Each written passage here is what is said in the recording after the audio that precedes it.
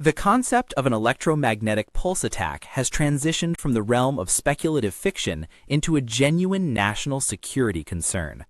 Intelligence agencies have confirmed that the capability to unleash such an attack exists within multiple adversarial nations. A single strategic high-altitude detonation could effectively neutralize the power grid across the entire continental United States, potentially plunging the nation into a pre-industrial state for months, or perhaps even years. The Congressional Commission assessing this threat estimated that up to 90% of the American population is woefully unprepared to navigate the catastrophic aftermath of a long-term nationwide blackout. The dependency on just-in-time supply chains, instantaneous communication, and electrified infrastructure is near total. When that infrastructure vanishes in an instant, panic will be the default reaction for the majority.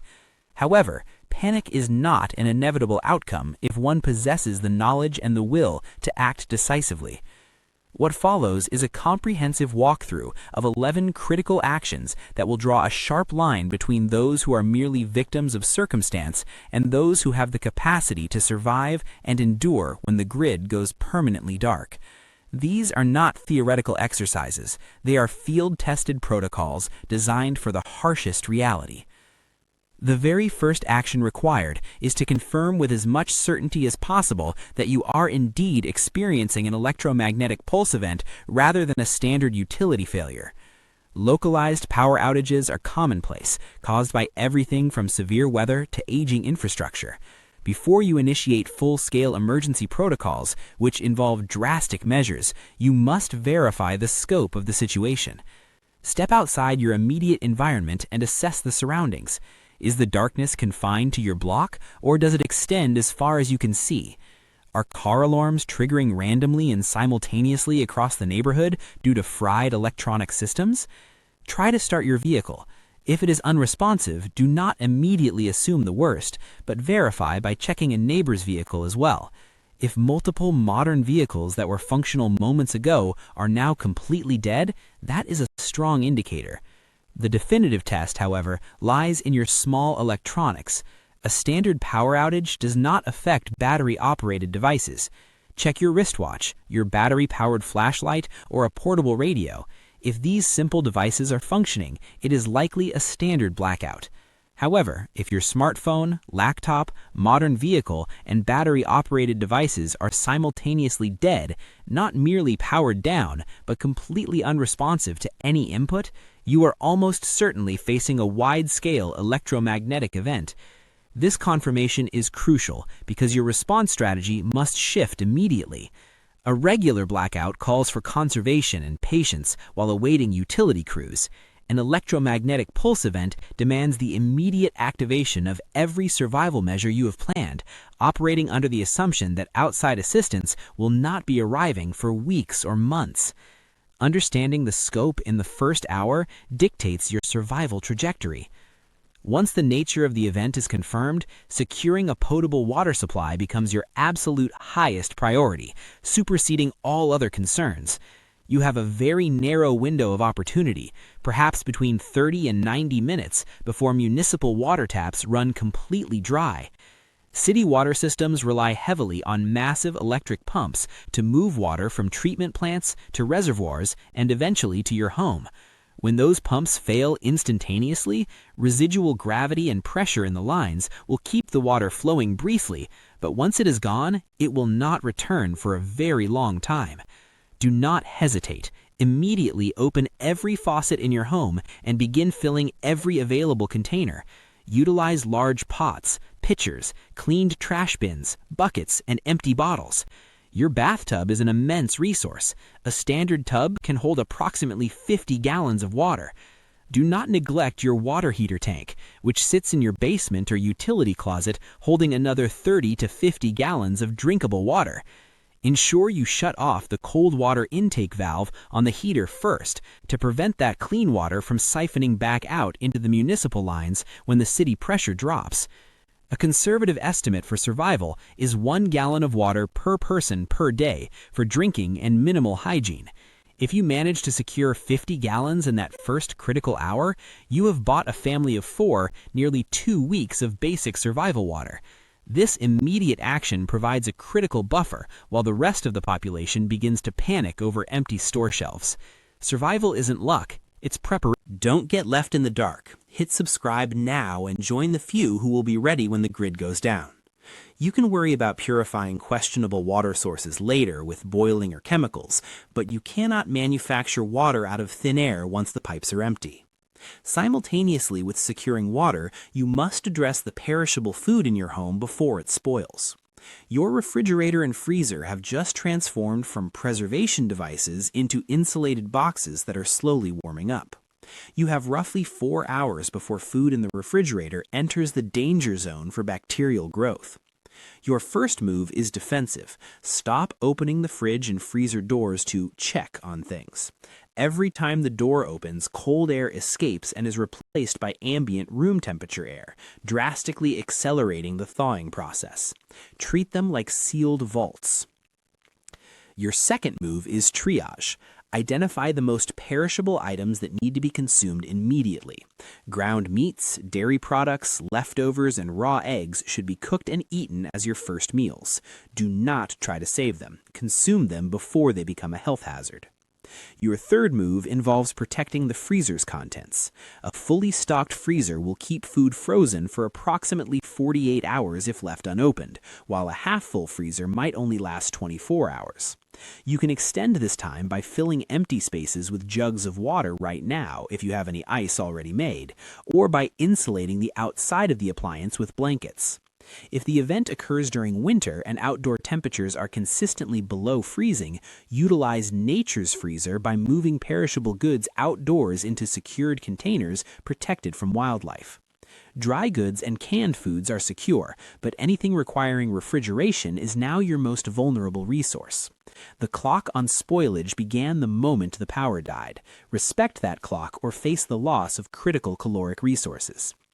The fourth critical action is to acquire as much physical currency as possible while it still holds conversational value. In the instant an electromagnetic pulse hits, the entire infrastructure of digital finance evaporates. Credit card processing machines, bank ATMs, point-of-sale systems, and mobile payment applications all require electricity and network connectivity, both of which are gone. For the immediate future, your bank balance on a server somewhere is meaningless numbers. The only functioning currency will be physical cash and eventually barter items. Immediately locate every physical dollar in your possession. Check wallets, emergency hidden stashes, pockets of coats in the closet, and random drawers. Gather every bill and secure it on your person or in a hidden, safe location. It is a stark reality that most individuals carry very little physical cash today, relying almost exclusively on digital transactions. In a breakdown scenario, those individuals will find themselves unable to purchase anything after the first few days, regardless of their theoretical wealth. It is crucial to possess small denominations, ones, fives, and tens. In a crisis economy where electronic verification is impossible, no one will have the ability or willingness to make change for a $100 bill for a small purchase. Having a supply of small bills allows you to engage in commerce for leftover goods in small shops or with neighbors before a full barter economy emerges. Keep this cash hidden. Do not display wealth in a desperate situation, but have it ready for strategic acquisition of resources in the earliest days of the crisis. The fifth step involves assessing and, if necessary, disabling your vehicle's electronics. It is highly probable that modern vehicles will be rendered inoperable. Vehicles manufactured after the mid-1980s rely increasingly on complex computer systems, electronic control units, and digital fuel injection, all of which are highly susceptible to the intense burst of electromagnetic energy from a high-altitude detonation. Testing has suggested that a vast majority of vehicles on the road today would suffer critical electronic failures, turning them into 2-ton paper weights instantly. If your vehicle was turned off at the moment of the pulse, there is a slim chance some systems survived, but attempting to start it could induce a surge that finishes the destruction. If it is safe to do so, access your vehicle's battery and disconnect both terminals. This action isolates whatever electronics might remain from potential subsequent power surges on the grid or atmospheric static, allowing you to attempt a controlled assessment later. Conversely, if you own a vintage vehicle from before the era of computerized engines, specifically vehicles with points-based ignition systems and carburetors lacking sensitive solid-state electronics, you may still possess working transportation. Older diesel engines are particularly resilient. Understanding the state of your mobility immediately shapes your subsequent plans. If you cannot drive, you are committed to staying in your immediate locale, and your survival strategy must reflect that reality. Number 6 is the creation of Faraday protection for any critical electronic devices that may have survived the initial blast. Not every electronic device will necessarily be destroyed. Equipment that was powered off, unplugged from the grid, or fortuitously shielded by building infrastructure might remain functional. Your immediate priority is to protect these remnants from subsequent pulses or static discharges. A Faraday cage is simply a conductive enclosure used to block electromagnetic fields. You do not need a sophisticated laboratory to create one. Simple household items suffice. A common method involves using a metal trash can with a tightly fitting lid.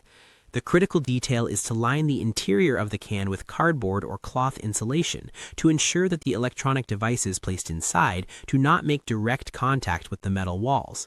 Direct contact creates a conductive path that defeats the shielding effect. Place items like emergency radios, spare batteries, flashlights, and perhaps an old ruggedized laptop inside, and seal the lid tightly. Another effective impromptu method involves heavy-duty aluminum foil. Wrap the device you wish to protect in a non-conductive layer like a towel or plastic bag, then completely encase it in 3 separate, distinct layers of aluminum foil, ensuring there are no gaps or tears in the foil. A working battery-operated AM/FM or weather radio could become your only link to information about the outside world. A functioning LED flashlight will be invaluable in a world without streetlights. Protecting these small force multipliers can significantly enhance your safety and psychological well-being. 7th, you must establish protocols for communication and reunification with your family without relying on modern technology. The instant the grid fails, the communication infrastructure connecting you to your loved ones vanishes. Cell towers go dark, internet backbones fail, and landlines become useless. The anxiety of not knowing the location or safety of family members can lead to rash, dangerous decisions. You must establish a predetermined rally point where everyone knows to converge immediately if communication fails completely. For most families, this is the primary residence. If the event occurs during work or school hours, every member needs to know that their primary mission is to navigate their way home. You must also establish secondary and tertiary meeting locations in case your primary residence is compromised or inaccessible due to fire or structural damage. This might be the home of a trusted relative in a different part of town, or a prominent, easily identifiable public landmark. Furthermore, plan routes that do not rely on GPS navigation, as satellite systems may also be affected, or the receiving devices on the ground will be non-functional. Ensure every family member, including children, knows these protocols by heart. Rehearse them physically. In the chaos that follows a grid-down event, the families that reunite quickly are the ones that had a plan for disconnection. 8th, you must immediately conduct a thorough inventory of your food supplies and begin a strict rationing protocol. You have secured water and stabilized perishable food. Now you must determine exactly what shelf-stable resources you possess and how long they will sustain you. This is a cold calculation of survival math. Go through every pantry shelf, basement storage bin, and cabinet. Physically write down every can of beans, box of pasta, and bag of rice. Estimate the total caloric value of your entire stock. An average adult requires approximately 2,000 calories per day to maintain body weight and reasonable energy levels under normal circumstances. In a survival situation involving increased physical labor and stress, this need might increase, but you may be forced to survive on significantly less. Do the math honestly. If you have 100,000 calories stored and 4 people to feed, that is 25,000 calories per person. At a normal consumption rate, that is 12.5 days of food. By implementing strict rationing immediately, cutting intake to perhaps 1,500 calories a day, you can stretch that same supply to over 16 days. That extra time could be the difference between starving and finding a resupply. Shift your perspective on food immediately. You are now eating exclusively for fuel, not pleasure. Meals will be repetitive and bland. Start rationing on day 1. Do not wait until supplies run low to begin conserving. Ninth, you must turn your attention to securing your home and establishing situational awareness around your perimeter. When societal systems collapse, human behavior deteriorates rapidly. Don't just survive the chaos, master it. Hit subscribe to turn panic into power and secure the blueprint that keeps your family safe when the world goes dark. While not everyone will turn violent, the sheer desperation of unprepared masses will create significant security threats within days. Your home must become your sanctuary. Conduct a security audit immediately. Ensure all doors are locked with deadbolts and reinforce door frames if possible to prevent kick-ins. Secure all ground floor windows. If you have plywood or boards available, cover them proactively. Prevent outsiders from easily assessing what you have inside by using blackout curtains or blankets over windows at night to hide any light from candles or flashlights. Establish a rotational watch schedule among responsible adults in your household. You need someone awake and alert at all times to monitor the surroundings for signs of fire, looters, or approaching groups.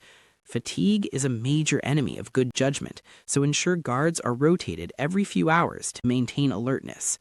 Adopt a gray man philosophy. Blend in completely. Do not advertise your preparedness with loud generators or the smell of cooking food when everyone else is starving. Your goal is to appear just as affected as everyone else to avoid becoming a target for the desperate. 10th, you must move beyond your own four walls and carefully build alliances within your immediate neighborhood. While your initial focus is securing your own household, long-term survival in a grid-down scenario is nearly impossible in total isolation. You will need to cooperate with others for security, labor, and resource sharing. However, you must be extremely discerning in who you trust. In the initial days, observe your neighbors closely. Identify those who seem calm, resourceful, and rational versus those who are panicking or displaying aggressive behavior. Approach trusted neighbors to discuss a joint security plan for your street or block. A unified neighborhood watch is far more effective at deterring looters than a single family defending one house. Pooling skills is also vital. Perhaps one neighbor is a nurse, another is a mechanic, and another is an experienced gardener. These skills become priceless commodities. Building a trusted micro-community creates a buffer against the chaos of the wider world. Share information readily, but be cautious about sharing precious physical resources, like food, until you have established firm trust and reciprocity. Together, a cohesive group can set up roadblocks, maintain 24-hour security, and aid each other in medical emergencies, significantly increasing the odds of survival for everyone involved. The 11th and perhaps most understated action is to establish a long-term mindset and a disciplined daily routine. The psychological shock of losing modern conveniences can be debilitating. Many people will operate under the false assumption that the power will return in a few days, and when it does not, they will mentally collapse. You must accept immediately that an electromagnetic pulse event is a long-duration catastrophe. Recovery estimates range from months to years. You are no longer in a temporary emergency. You are entering a new mode of sustainable living. Structure is the antidote to despair. Establish a rigid daily schedule for yourself and your family. Set specific times for waking up, performing chores, meals, and resting. Assign specific roles and responsibilities to every member of the group, ensuring everyone feels useful and engaged in the collective survival effort. Idleness breeds anxiety and conflict. Plan for mental health just as you plan for food. Boredom and hopelessness are lethal. If you have books, board games, or musical instruments, utilize them to maintain morale and a sense of normalcy. Maintaining your humanity and a sense of purpose is just as important as securing calories.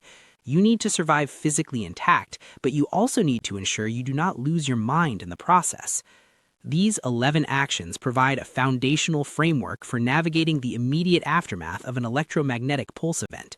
While the prospect of such an event is terrifying and the probability may seem low on any given day, the potential consequences are so severe that they demand attention. Furthermore, it is vital to recognize that the preparations taken for an EMP are universally applicable to a wide range of disasters. a prolonged power outage caused by a massive hurricane, a sophisticated cyber attack on infrastructure, or a severe ice storm all require the same fundamental skills: securing water, preserving food, maintaining security, and enduring without the grid. By internalizing these steps, you are not just preparing for a doomsday scenario, you are building resilience against any disruption to the fragile systems that sustain modern life.